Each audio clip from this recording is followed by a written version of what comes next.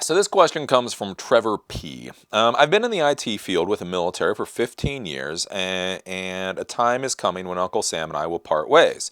I've also done break-fix jobs in the civilian sector, but as of late, I've looked into the MSP, Managed Service Provider, business model.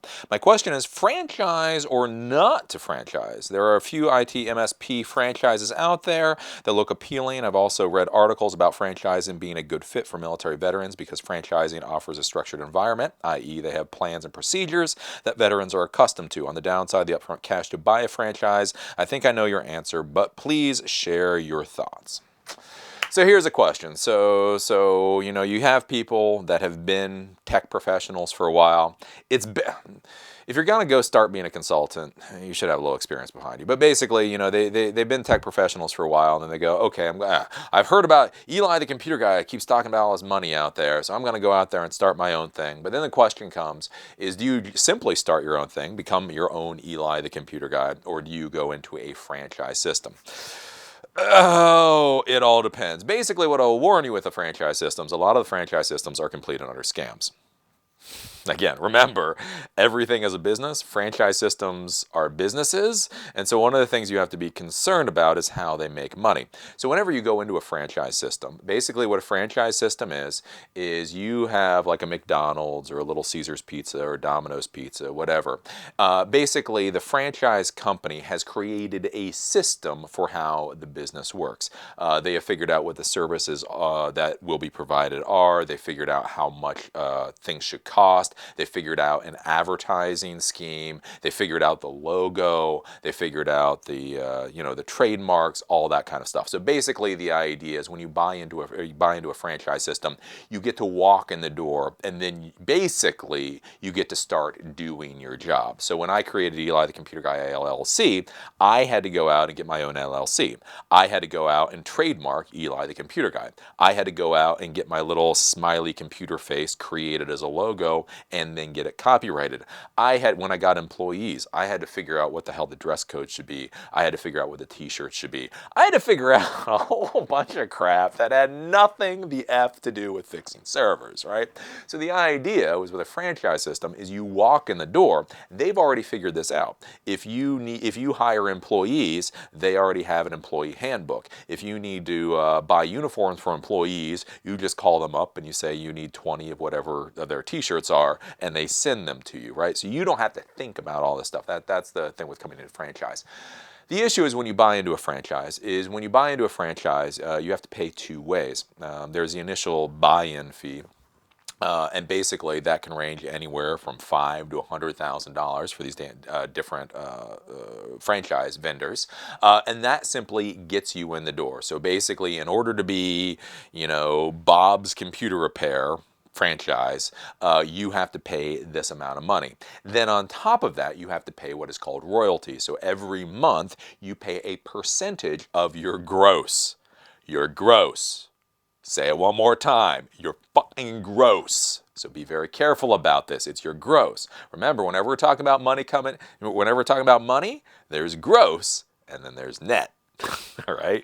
Gross is your total sales. Net is basically what you can start thinking of as profit. So gross. So if I install a computer lab for $10,000, let's say it's $6,000 is the equipment cost for that computer lab. Therefore, the gross is $10,000. My net is $4,000. So $10,000 minus $6,000 equals $4,000.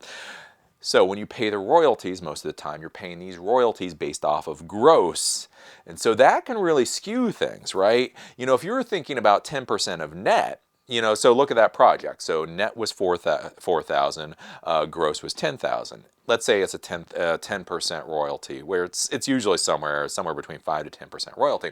So if you're thinking about net, 10% royalty of net is $400. 10% of gross is $1,000, right? So here's the thing. So if you get a net of $4,000, then you spend $400 for royalty. That's what you're thinking. Then you walk away with $3,600, $3,600. If you're paying 10% of gross, $10,000, so you do 10,000 minus 6,000, so that's the equipment cost. It leaves you 4,000 minus 1,000. Now it's $3,000 you're walking away with instead of even 3,600. So be very careful with the royalties. Royalties are usually off of gross, not off of net. The other thing with royalties is that there is usually a minimum of floor. You will pay 500, 1,000. It's basically they'll say you pay $500 a month in royalty, or 10%, whatever the royalty fee is, whichever is greater. So you have to be careful of that. The final fees you have to worry about, and this is something, again, you have to think about, is so you pay the buy-in, so you pay $20,000. That's not the end of it. You pay the royalty, however much, 500, 10%. That's on the table. That's not the end of it. Then there are also requirements for things like advertising. So basically when you buy into the franchise system, you state you will spend 400, 500, 5,000, whatever the fee, the amount is per month in advertising. So you will buy radio ads, you will buy newspaper ads, you will buy bulletin boards, all that kind of stuff. This stuff can add up stupid quick. Stupid quick. So you have to think long and hard about whether you want to be a franchise or whether you want to do it on your own. Because again, also when you buy into those franchise systems, you are signing a contract. So you go in, it's $20,000 or $50,000 or whatever upfront. Then you pay that royalty fee, and then you have to do the advertising. And guess what? If you get into it 6 months down the road, you decide this sucks, nobody in your area wants to buy your service, you're still stuck with those royalty fees and your advertising fees until the 5-year contract expires. So not only did you pay the $20,000 or whatever, now you're paying $500 a month, which is at least $6,000 a year. You're going to be paying that, plus you have to pay advertising. It can be horrible. It can be really painful. Not only that, but with the franchise systems, what the franchise systems they give you an area. So normally it's either something like zip codes or populations. So like with a franchise system, they'll say you buy into this franchise system and we will give you an area of 100,000 people. So they give you a block and they divide it out, however the hell they divide it out. But the issue is, right, so me as Eli the computer guy, I did work in Baltimore City, I did work in Westminster, I did work in Bel Air. Basically, when somebody called me, as long as they were willing to pay enough money, I went. I mean, we're in Baltimore City. I sent one of my employees to the Eastern Shore a couple of times because they were throwing down $2,000 a pop, right? I sent my guy out for 2 days, pay him, and we're getting a nice profit. So it doesn't matter, right, as my own independent thing. As a franchise, you've got that area. You've got that 100,000 or 300,000 or whatever 1,000 person area.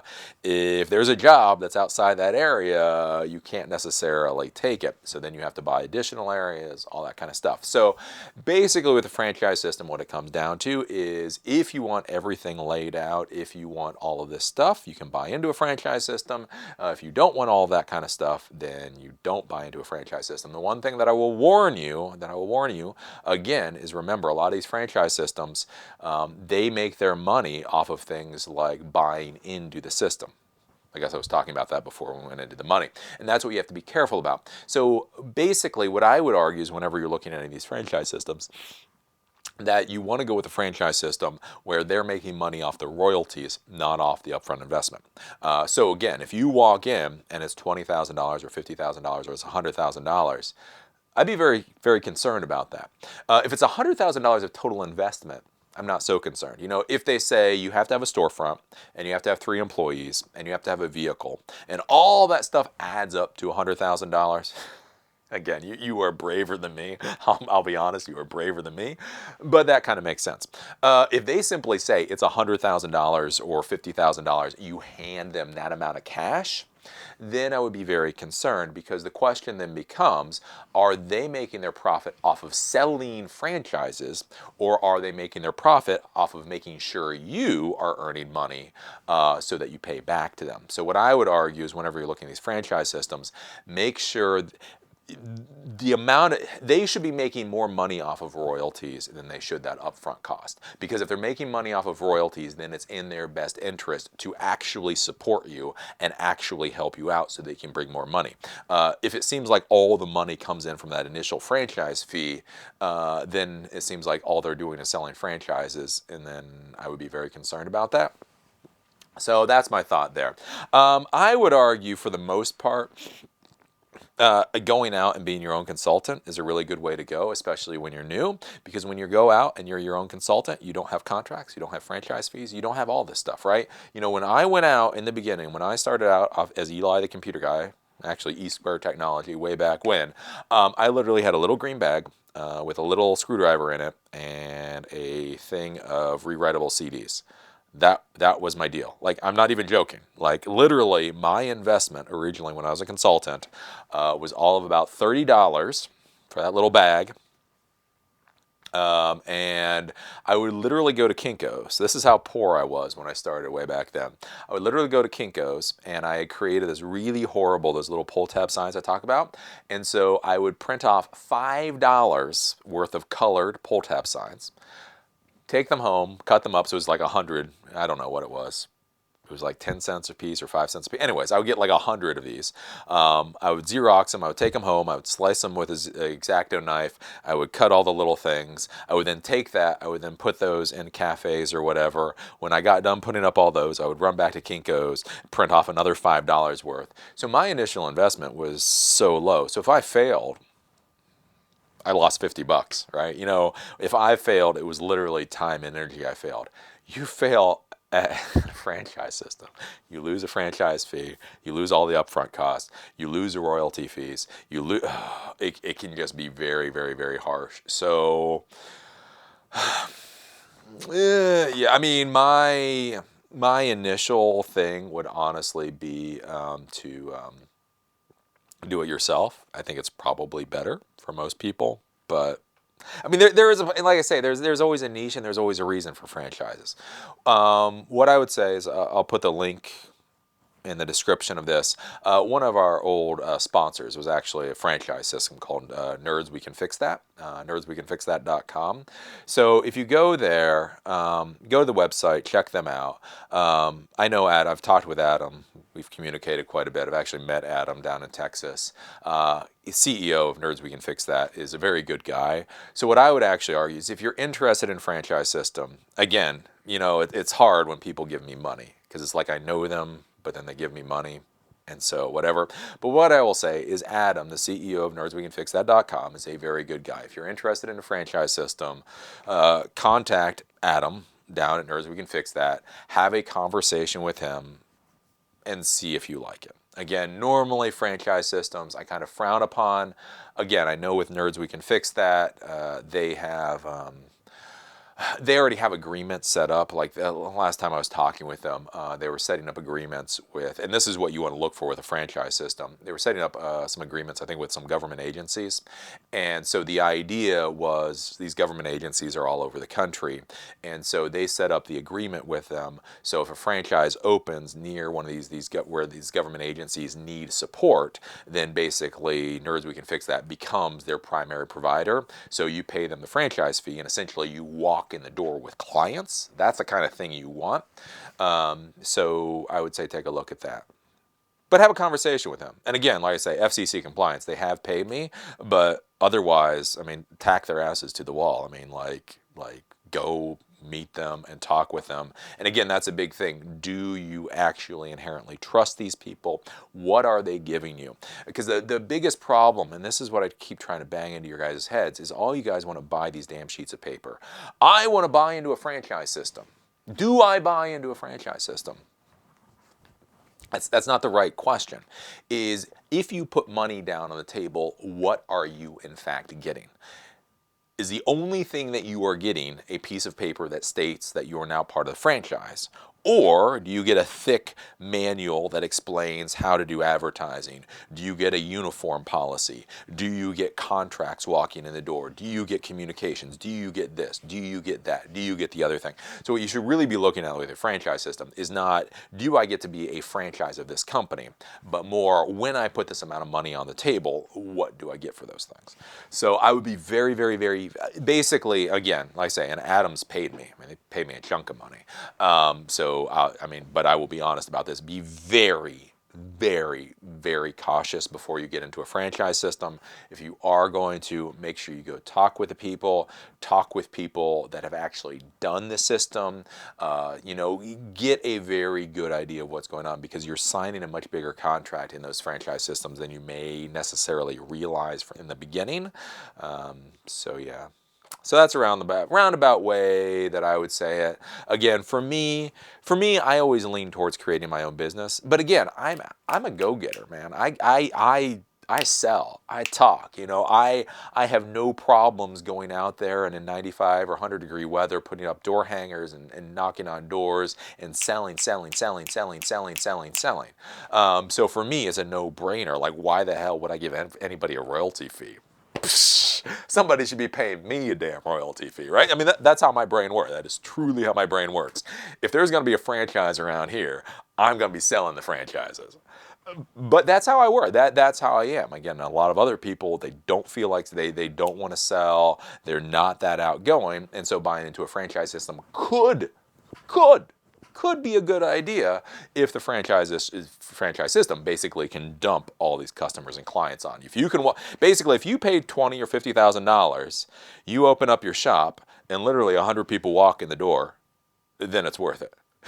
If you pay all that money and you open up your shop and then you still have to go out there and pound the pavement and bang on doors and all that kind of stuff, yeah. But anyways, nerdswecanfixthat.com. I'll put their information in the thing below. And again, like I say, the CEO over there is Adam. He's a good guy. You can talk to him. But again, I mean, ask him every damn question. Say, Eli, the computer guy, told me to drill you. Eli, the computer guy, said you were a good guy, but it's okay. I can just get all the information and see. Like I say, there's. And again, I'm not trying to be equivocal with that, but it is. Franchise systems can be good. They can be bad. That's the thing. Franchise systems are good for some people, bad for other people. Amongst franchise systems, there are good franchise systems, and there are shit franchise systems. So, yeah, take all that, do something with it.